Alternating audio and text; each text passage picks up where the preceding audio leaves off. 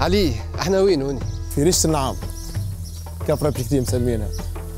باهي جوست باش معناتها نعرفوا المكان معناتها متلوي مش بعيدة؟ متلوي 5-6 كيلومتر على متلوي، 30 كيلومتر على سكدود وواحة الشبيكة تبع توزر وقريبة برشا لجبل الثلجة. جبل الثلجة اللي معروف به اللي جورج دي ثلجة واللي فيه أكبر كانيون في قفصة، كانيون دي ثلجة هذا معروف بالكدا. وأول نقطة اكتشفوا فيها الفوسفات عام 1885. دونك واش تقولوا انت هنا في الواحة تاع جدود؟ هذه واحة جدود، الواحة هذه عندها أكثر من 200 سنة، معناها إيريتي معناها من الأحفاد الجد الأحفاد. جت الفكرة إني نرجع فيها الروح الواحة هذه من الأول.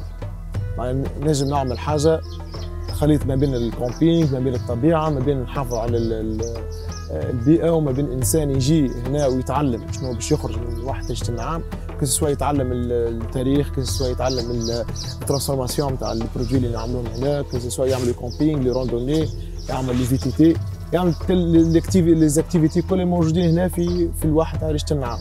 وانا نتصور اللي الواحة هذه كانت مهملة. الواحة هذه كانت مهملة حتى معناها الناس هاجرت منها وكل شيء. جتنا الفكرة بشوية لازمنا نعاودوا نحيوا الواحة هذه ونحيوا الإرث نتاعنا. كيفاش باش نحيوه؟ لازمنا نجيبوا أحباد آخرين يكتشفوا البلاصة هذه، ومنها نضربوا عصفورين بحجرة واحدة، منها الناس تجي تعمل برشا حاجات هنا معناها كل شيء اللي حكينا فيه، ومنها يعرفوا شنو معناها الخاصية نتاع الواحة بحكم الواحة هذه إتاجير، معناها طاق بطاق. معناها الطاق الاول نقول النخله، الطاق الثاني نقول الاشجار المثمره كالزيتون كما لي زابريكول الموجودين الكل، والثالث اللي نحن نقولوا الخضر معناها لي بوتاجير حاجه هذوما الكل. من الانسان كما حكينا هو يجي يعمل سياحه، لكن سياحه مفهوم اخر. تو سائح سواء تونسي كيفنا يجي هنا يكتشف او اجنبي اش نجم يعمل؟ اول حاجه يعمل يعيش المغامره انه يبات في واحه، مش كما الانسان باش يبات في برا من واحد، كما واحد بات في واحد. كيف سواء يكرم عنا احنا الخيم وكل شيء يبات في خيمه كبيره والا صغيره.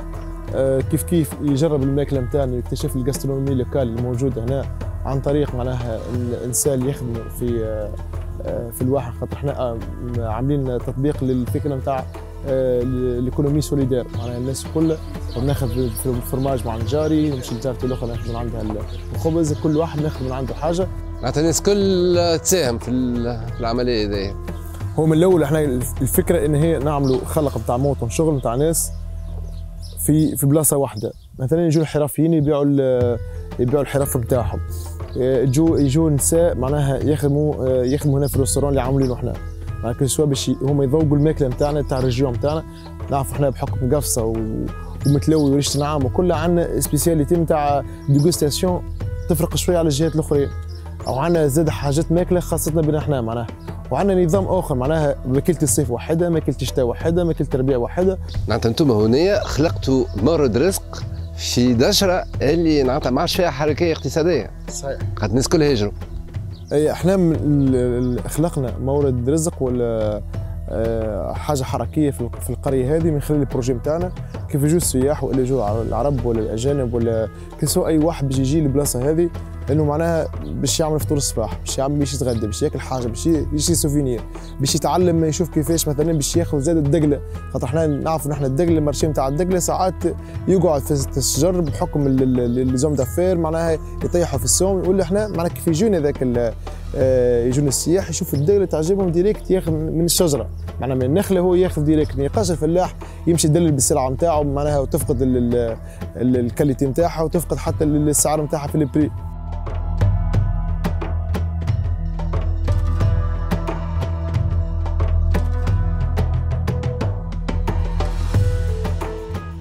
جاتني الفرصه مع تامز اني خذيت برشا حاجات الماتريال، الحاجات اللي نحب نعملهم انا. مثلا خذيت الكراسي هذوما مخدومين بالسيجا نتاع الخل، خذيت الطواول بالخشب، خذيت الماتريال دو كومبينغ، معناها شويه حاجات عملتها في الفخار بحكم الفخار بريميتيف نتاع قفصه هذاك خذيته وقلت نخدم به معناها الاولاني هذاك.